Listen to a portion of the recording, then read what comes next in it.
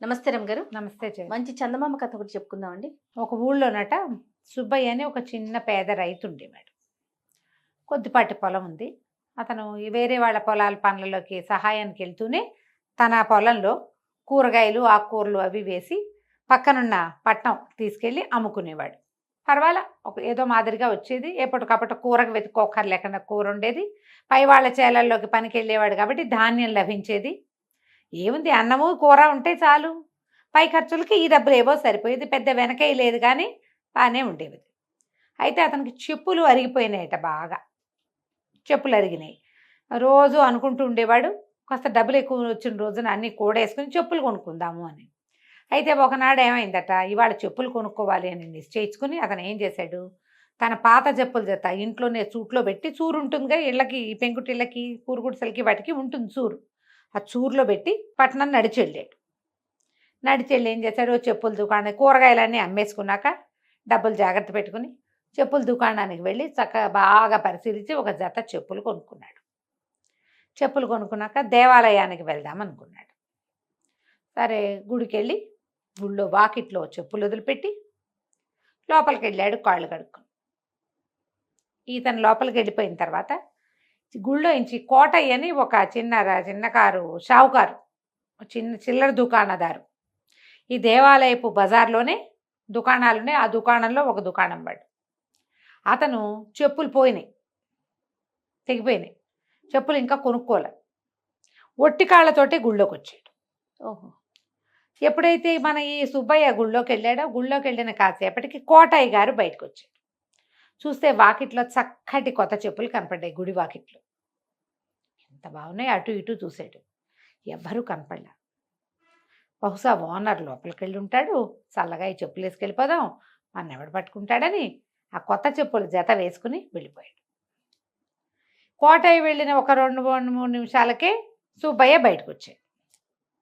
చూసేసరికి చెప్పులు కనపడలే. ఎవరైనా పొరపాటున వేసుకెళ్ళారంటే ఏమవ్వాలి, అక్కడ ఇంకో జత చెప్పులు ఉండాలి చుట్టుపక్కల. ఎవ్వరూ లేవు, చెప్పులే లేవు అక్కడ. అంటే కావాలని ఒక్క కొత్త జత ఎవరో వేసుకుంటారు. తన ప్రాణం చివుక్కుమంది. చచ్చి చెడి రూపాయి పావలా ₹1 పోగు చేసుకుని ఆ తెగిపోయిన చెప్పులతోటి, అట్లాగే అరిగిపోయిన చెప్పులతో తిరిగి కొత్త జత కొనుక్కుంటే పోవటం ఏమిటి, అది కూడా దేవాలయంలో పోవటం ఏమిటి, దేవుడి దగ్గర దొంగతనమా, ఎవరు ఈ చెప్పులు వేసుకెళ్ళిందని అటు ఇటు గబగబా చూస్తే తన ముందు నడిచి వెళ్తున్న మనిషి కనపడ్డాడు. దూరంగా ఒక మనిషి నడుస్తూ, మగ మనిషి. ఈయన గబగబా ఆయన తాపీగా నడుచుకుంటూ పోతున్నాడు. కోటయ్య, ఈ సుబ్బయ్య పల్లెటూరు వాడు, పనిమంది వ్యవసాయ పనులు చేసేవాడు, విసురు వేరే ఉంటుంది కదా. 4 అంగల్లో ఆ మనిషిని చేరుకున్నాడు. చేరుకుని చూస్తే వెనక నుంచి చూస్తే తన చెప్పుల్లాగానే కనపడుతున్నాయి, కొత్త జతగా కనిపిస్తున్నాయి. చెప్పులు కొత్తవైతే కనపడవు, అంతేగా. సరే ఆయన ఎక్కడికి వెళ్తాడో అని వెనకాలే వెళ్ళాడు. ఆయన దుకాణం బయట చెప్పులు వదిలిపెట్టి కోటయ్య లోపలికి వెళ్ళాడు. ఈయన ఏం చేశాడు, చెప్పుల దగ్గర నిలబడి బాగా పరిశీలించాడు. ఆ కొట్లో కూడా లేక కొనుక్కునే చెప్పులు పైకి కిందకి ఎక్కువ చూస్తారు. చెప్పులు పరిశీలించి ఇవి మనవే అని నిర్ధారించుకున్నాడు. ఊరికే ఏదో కాళ్ళకేసుకుని తీసుకోలే, చెప్పు ముందు వెనక చూశాడు. ఇప్పుడు కూడా ముందు వెనక చూసి తనవేనని నిర్ధారించుకున్నాడు. ఏమిటో అలా చూస్తున్నావు అని ఆ కోటయ్య అడిగాడు. అడిగేసరికల్లా ఇవి నా చెప్పులండి, తమరు వేసుకొచ్చేసారు, నా చెప్పులు నాకు ఇప్పించండి, వెళ్ళిపోతానన్నాడు. ఉలిక్కిపడ్డాడు ఈయన కోటయ్య. అయ్యో బాబోయ్, కనిపెట్టేశాడు వీడు. ఇప్పుడు తెలిస్తే చుట్టుపక్కల పరువు చెప్పులు దొంగతనం చేశామని పరుగు పోతుంది. జనక ఎట్లా ఉంటుందంటే చేసేస్తారు. మనుషుల మనస్సులు ఎలా ఉంటాయంటే ఇప్పుడు తాగేస్తారు, తిరిగేస్తారు, తప్పుడు పనులు చేస్తారు, మోసం చేస్తారు, అన్యాయం చేస్తారు. కానీ ఎవరికి తెలియకూడదు. తెలిస్తే పరుగు పోతుంది. పరుగు పోయే పని అసలు చేయటం ఎందుకు? అంతేగా. ఇప్పుడు చిన్నపిల్లలు అనుకోజయ్య, తెలీదు వాళ్ళకి. అవును. పెద్దవాళ్ళకు కూడా తెలియకుండా ఉంటుందో. మనం ఎంతమందిని చూస్తాం అట్లా, ఎవ్వరికీ తెలియకూడదు, దాచేసుకోవాలనుకుంటారు. ఏం చేశాడు, ఏంట్రా పిచ్చిబాగుడు బాగుతున్నావు అన్నాడు గుడ్లూరువి. అనేసరికల్లా పిచ్చిబాగుడు ఏంటండి, మంచి మాటలే, గుడి దగ్గర చెప్పులు వదిలిపెట్టొచ్చా, నేను గుళ్ళోకి వెళ్ళా, నేను బయటకు వచ్చేసరికల్లా నా చెప్పులు వేసుకుని మీరు వెళ్ళిపోతూ కనపడ్డారు, ఈ చెప్పులు నావి, ఇచ్చేయండి వెళ్ళిపోతాను. తను గట్టిగా వాయిస్ ఖైమని మాట్లాడేసరికల్లా ఒకళ్ళిద్దరు చేరారు. అవురవరా, నీ చెప్పులు వేసుకుంటానా నేను, అసలు ఏనాడైనా చెప్పులు చూసిన మొహమేనని. ఇది పేద రైతు, ఇతను కనపడుతున్నాడు. కావించి ముదురు కావి రంగు బట్టలు ముతగ్గా ఉన్నాయి, పల్లెటూరు వాడు, కనపడుతుంది భాష, అది మాట తీరు తెలుస్తుందిగా బట్టల్ని బట్టి. దాంతో తిరగబడిపోయాడు. ఒక 2-3 చేరారు చుట్టుపక్కల కూడా వాళ్ళు, ఏమిట్రా కోటయ్య, ఏమిటి గొడవ అంటే, వీడెవడో వచ్చి నా చెప్పులు అంటున్నాడు, నేను చెప్పులు కొత్తగా కొనుక్కున్నాను అన్నాడు. వాదన పెరిగింది. చుట్టుపక్కల వాళ్ళందరూ ఏమంటారు, అతను పనిమాల గుళ్ళోకి వచ్చిన వాడు ఎందుకు నీ వెనకాల వస్తాడు, అంతే అయి ఉంటుంది. నువ్వు పొరపాటు పడ్డావా, అక్కడ ఇంకో జత ఉన్నాయంటే అక్కడ ఏమీ లేవండి, నేను ఒక్క జత, నేను ఒక్కడనే లోపలికి వెళ్ళాను, గుళ్ళో ఉన్న వాళ్ళు ఎవరు చెప్పులు వేసుకులేరు, లోపలే ఉన్నారు, బయట అసలు చెప్పులు లేవు.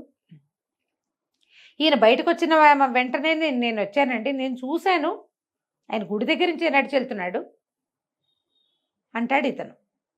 వాదన పెరిగేసరికి చుట్టుపక్కల వాళ్ళు అన్నారు, అబ్బాయి ఎంతసేపు మాట్లాడి, ఏ చెప్పుల దుకాణంలో కొన్నావో చెప్పు, ఎంత కొన్నావో చెప్పు అంటే, నేను ఎక్కడో కొన్నా, నీకెందుకు చెప్పాలి అంటాడు. నీకు ఓట్లు ఇచ్చేవాడి పద్ధతి వేరేగా ఉంటుందిగా. సగం మందికి అర్థమైంది గ్యారంటీగా. సగం మంది ఏమనుకుంటారు, కోటయ్య గారు మంచివాడు, చిల్లర దుకాణం ఎప్పటి నుంచో నడుపుతున్నాడు, అంత ఖరీదులు కూడా తీసుకోడు, ఎవడో రైతు పాత చెప్పులు వాడి వయసుకున్న చెప్పులు ఈయనకెందుకు, ఆయనకేం లేదా పోదా, ఆయన ఎందుకు చేస్తాడు అని కొంతమంది. మిగిలిన వాళ్ళకి ఈయన ఓటర్ ఇస్తున్నాడు మనిషి, ఓటర్ ఇస్తుంటే తెలుస్తుంది కదా అవతల వాడు తిరగబడేటప్పుడు అందులో శౌర్యం లేదు, తిరగబడే దాంట్లో శౌర్యం కాదు, తప్పించుకునే తనం కనపడుతుంది. వాళ్ళు ఏమన్నారంటే, బాబు ఇక్కడ కాదు, గ్రామాధికారి దగ్గరికి వెళ్ళు, న్యాయాధికారి ఆయన, అక్కడికి వెళ్తే నీకు తేలుతుంది అనేసరికల్లా ఇతను అన్నాడు, పదండి న్యాయాధికారి దగ్గరికి, నేను కష్టపడి రూపాయి పాలవాళ్ళ కూడబెట్టుకుని కొనుక్కున్నాను కొత్త చెప్పులు, నేను ఎందుకు వదిలిపెట్టాలి మీకు అంటాడు అతను. ఈయనేమో, నేనే కొనుక్కున్నాను, నీ చెప్పులు నేనెందుకు తీసుకోవాలి, నాకు అంత అవసరం ఏముంది, నేను పేద రైతును గాను, నేను వ్యాపారస్తుడిని, చెప్పులు కొనుక్కోగలను అని ఇతను న్యాయస్థానానికి వెళ్ళారు. ఆ ఊళ్ళోనే ఒక చిన్న సభ లాంటిది ఉంటుంది, కొంతమంది పెద్ద మనుషులు కూడా అక్కడ ఉంటూ ఉంటారు, పొద్దుటిపూట కూర్చుంటారు. ఈ న్యాయాధికారి ఉన్నాడు. ఇది ఉదయం ఒక 11 గంటలు 10 గంటల వేళ. వెళ్ళేసరికి 2 వాదనలు విన్నారు. ఖచ్చితంగా ఈ చెప్పుల చేత ఎవడో ఒకటిది, రెండో వాడు దొంగ అంతే. అయితే ఎందుకు చెప్పులు కొనుక్కున్నావు నువ్వు అని అతన్ని అడిగారు సుబ్బయ్యని. చెప్పులు ఎందుకు కొనుక్కున్నావు నువ్వు అని అడిగితే, అయ్యా నేను పల్లెటూరు నుంచి ఇక్కడికి రావాలండి, రోజు కూరలు అమ్ముకోవడానికి వస్తాను, మరి నా చెప్పులు అరిగిపోయినాయండి, అరిగిపోయిన చెప్పులు చూపించు ముందు అన్నారు. కోటయ్య గారిని అడిగారు, మీరు ఎందుకు కొన్నారండి చెప్పులు అంటే, నా చెప్పులు కూడా పాత పడిపోయినాయి అందుకే కొనుక్కున్నాను నేను అన్నాడు. అయితే సరే, మీ ఇద్దరు మీ పాత పడిపోయిన చెప్పులు చూపించండి అని చెప్పారు. మర్నాడు తీర్పు చెప్తాం అన్నారు. ఆయన వెళ్ళాడింటికి, ఇతను వెళ్ళాడు. వెళ్ళాక కోటయ్య గారికి ఏమర్థమైంది, ఇది తన పక్షాన అయ్యేలాగా లేదు. పాత చెప్పుల జత చూపించకపోతే వాడు కనుక తెచ్చాడంటే వాడికి దొరికిపోతాం. పరిగెత్తుకుంటూ ఈ కొట్లకి వెనకాలే వాళ్ళ ఇల్లుంది, ఇంట్లో అడిగాడు, ఏమే పాత చెప్పుల జత ఉండాలి కదా, ఏం చేసేవే అని. ఎప్పుడో పారేశానండి అని. అప్పటికి 10 రోజులైంది, చెప్పులు పారేసింది, ఇప్పుడు దొరకవు. ఇప్పుడు పాత చెప్పుల జత చూపించాలి, ఎట్లాగా? సరే, న్యాయాధికారి ఏం చేశాడంటే, ఒక గ్రామ సేవకుడు ఉంటాడు కదా, అతను పిలిచి వీళ్ళిద్దరి మీద కన్నేసి ఉంచండి, నాకైతే ప్రధానంగా కోటయ్య మీదే ఉంది, కన్నేసి ఉంచండి అని చెప్పాడు. ఈ కోటయ్య ఏం చేశాడు, సుబ్బయ్య దగ్గర కనుక చెప్పులు ఉన్నాయనుకో అరిగిపోయినవి, వాడి పక్షాన అయిపోతుంది తీర్పు అంతేగా. అందుకని ఏం చేశాడు, ఆగ మేఘాల మీద పరిగెత్తుకుంటూ వెళ్ళి ఆ సుబ్బయ్య నడిచిపోతున్న దారంటే వెళ్ళాడు. వాళ్ళ ఇంటి దగ్గర దాక్కున్నాడు.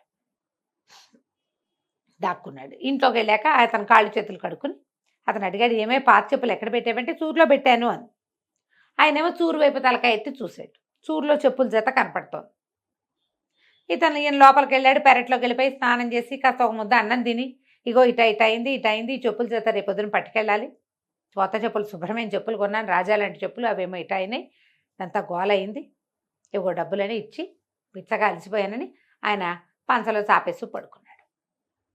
అంతసేపు ఊరుకుని కోట ఏం చేశాడు, చల్లగా చూరు దాకా నడిచెళ్ళి ఆ చెప్పులు తీసుకుని పరిగెత్తుకుంటూ బయటకు వచ్చేసరికల్లా ఏం చేశాడు, బాగా ముందుకొచ్చి చిట్టీత పొదలు అవి ఉంటాయి కదా, రక్కిస పొదలు అవి ఉంటాయి ఊళ్ళల్లో, ఇది పట్టణం నుంచి పల్లెటూరు వచ్చే దారిలో చెప్పుల జతని విసిరేసేసాడు ఒక పొదలో. కాస్త ముందుకెళ్ళేసరికల్లా ఎవరో 4 మనుషులు మీద పడి చిత కొట్టారు, ఈయన్ని ఒక 5-6 దెబ్బలు కొట్టారు, చేతి వేళ్లకు ఉన్న ఉంగరాలన్నీ లాగేసుకున్నారు. అయ్యో ఈ దిక్కుమాల చెప్పుల కోసం వచ్చి ఉంగరాలు పోగొట్టుకున్నాను నేను లవలవలాడుతూ ఇంటికి వెళ్ళాడు. ఇప్పుడు నా ఉంగరాలు పోయినాయి, దొంగలు కొట్టారు అంటే నువ్వు అక్కడికి ఎందుకు వెళ్ళావు అని అడుగుతారు. అంతేగా. ఆ సమయంలో నువ్వు అక్కడ ఎందుకున్నావని అడగరు. ఈయనకేం పని ఆ ఊరు వెళ్ళే దారిలో. సరే పడుకున్నాడు మాట్లాడకండి. మర్నాడు పొద్దున మళ్ళీ చేరారు న్యాయస్థానం.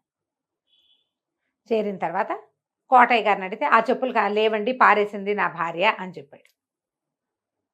సుబ్బయ్యని అడిగితే నిన్న సాయంత్రం కూడా ఉన్నాయండి, చీకటి పడే వేళకి సంధ్యాళ్ళకి నేను ఇంటికి వెళ్ళాను, చూరులో ఉన్నాయి, తెల్లవారులేస్తే కనపడలేదండి, ఆ చెప్పులు ఎట్టపోయినాయో నాకు తెలీదు అంటే ఈ లోపల గ్రామ సేవకుడు ఒక చెప్పులు జత పట్టుకొచ్చి గ్రామం నుంచి పట్టణానికి వచ్చే దారిలో వచ్చే చిట్టిత పొదలో కనపడ్డాయండి అని ఈ చెప్పులు ఎవరు అనేసరికల్లా ఈయన అన్నాడు నావేనండి, నావే, ఇదిగోండి నా కాలుకి ఇట్లా అరిగిపోయినాయని నావేనన్నాడు.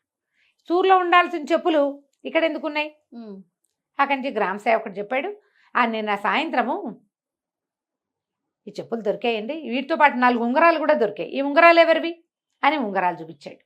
చూపించేసరికల్లా ఈ శెట్టి గారి చేతికి, కోటయ్య శెట్టి గారి చేతులకి ఎప్పుడు షావుకారి చేతికి ఉంగరాలు ఉంటాయి.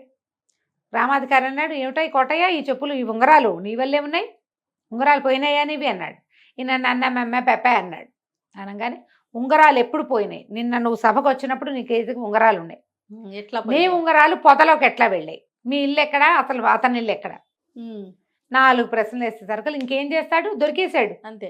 వాళ్ళే గ్రామ సేవకుడు వాళ్ళే ఒక 4 కుర్రాళ్ళు వెళ్ళి ఆయన కొట్టి ఆ ఉంగరాలు లాక్కున్నారు. అదేలే, ఉంగరాలు తెచ్చేశారు వీళ్ళు.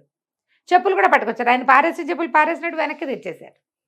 దాంతో ఇంకేం చేస్తాడు కోటయ్య గారు, నోరు గట్టిగా మూసుకుని అతని చెప్పులు ఇచ్చేసి న్యాయస్థానానికి తిప్పినందుకు అతనికి జరిమానా, అతనికి డబ్బులు ఇచ్చి కేసు పెట్టకుండా ఓకే న్యాయస్థానానికి జరిమానా కట్టి ఏమిటి కోర్టు వారి సమయం వృధా చేసినందుకు శాశ్వతంగా చెప్పులు దొంగ అని పేరు మాత్రం తెచ్చుకున్నాడు.